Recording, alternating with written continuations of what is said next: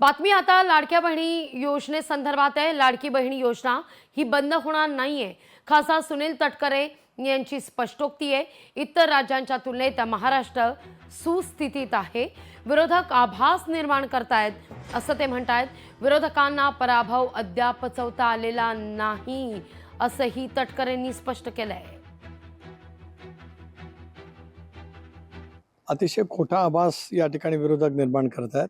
कालच राज्य सरकारने सरकारी कर्मचाऱ्यांना मला असं वाटतं 7वा का 8वा वेतन आयोगाच्या बाबतीमध्ये काही धोरणात्मक निर्णय त्या ठिकाणी घेतलेला आहे। योजनाही चालू राहील।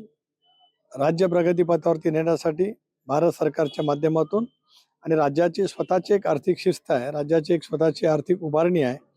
पायाभूत सुविधा करण्यासाठी उपलब्ध किती कर्ज घेण्याची मुभा असू शकते त्याच्या कितीतरी खाली आपण त्या ठिकाणी आहोत।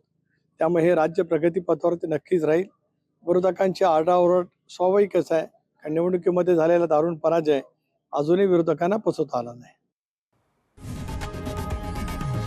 लोकशाही मराठी ऐका, पहा, जागरूक रहा।